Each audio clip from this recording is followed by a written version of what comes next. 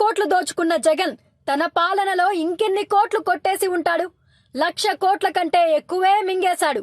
TDR కుంభకోణంలో 15,000 కోట్లు దోచుకున్న జగన్ మద్యం మాఫియాలో ఎన్ని కోట్లు కొట్టేశాడో ఈ కరప్షన్ కౌరవ్స్ లో తెలుసుకోండి. కాపురాల్లో చిచ్చుపెట్టి జీవితాలకు నిప్పు పెట్టే మద్యాన్ని అంతం చేస్తానని ఎన్నికల ముందు నమ్మబలికాడు జగన్. మద్యాన్ని 3 దశలలో నిషేధిస్తానని 5 స్టార్ హోటళ్లలో మాత్రమే లభ్యమయ్యేలా చేసి ఓట్లడగటానికి వాగ్దానం చేశాడు. కానీ అధికారంలోకి రాగానే నకిలీ మద్యాన్ని తెచ్చి నిరుపేదలను ముంచి కోట్లు గుంజుకున్నాడు. ఏపీలో 23 మద్యం డిస్టరీలుండేవి. ఇందులో సొంత బ్రాండ్లను ఉత్పత్తి చేస్తూ ఇతర కంపెనీలకు లీజుకిచ్చేవి. కేంద్ర ఆదేశాల మేరకు నాణ్యమైన మద్యం ఉత్పత్తి చేస్తూ ధరలు క్రమబద్ధంగా ఉండేవి.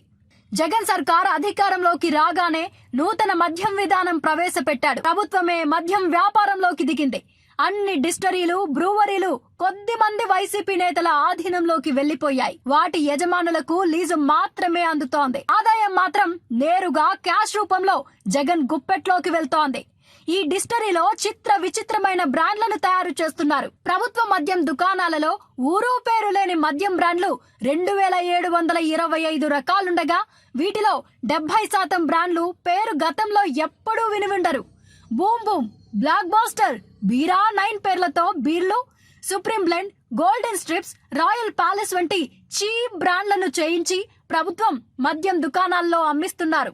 పైగా రేట్లు భారీగా పెంచేశారు. భారీగా కమిషన్లు ఇచ్చుకుంటే తప్ప ఇతర బ్రాండ్లకు ఇక్కడ చోటుండదు. అంటే మద్యం ఉత్పత్తి చేసేది వాళ్లే, అమ్మేది వాళ్లే. పోటీ ప్రసక్తే లేదు. నేరుగా లాభాలు గడిస్తున్నారు. రాష్ట్రంలో నెలకు సగటున 30 లక్షల కేసుల మద్యం అమ్ముతున్నారు. సొంత, బయట కంపెనీలు ఒక్కో కేసుకు 200 నుంచి 350 రూపాయల వరకు కమిషన్లు సమర్పించుకుంటున్నాయి.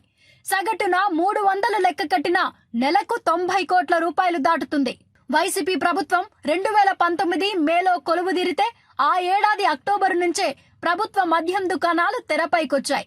అంటే 54 నెలల్లో కమిషన్ల మొత్తం సుమారు 4,860 కోట్లవుతుంది.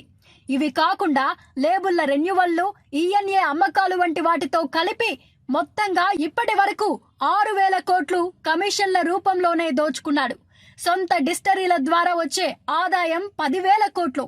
దేశమంతా డిజిటల్ లావాదేవీలు జరుపుతుంటే ఏపీ ప్రభుత్వం మద్యం దుకాణాలలో ఓన్లీ క్యాష్ విక్రయాలే. ప్రమాదకరమైన మద్యం ఒక బాటిల్ తయారీకి దాదాపు 50 రూపాయలైతే 150 రూపాయలకు అమ్ముతున్నారు. లాభంగా వచ్చే 100 రూపాయలు నేరుగా జగన్ ఖాతాలోకి వెళ్లిపోతుంది. మద్యం దుకాణాల సంఖ్యను తగ్గించి బెల్ట్ షాపుల్ని రద్దు చేసి మద్యం రేట్లను పెంచి తాగుడు వ్యసనాన్ని నియంత్రిస్తానన్న జగన్ ఏరులై పారే మద్యానికి నల్ల ధన ప్రవాహాల్ని జోడించాడు.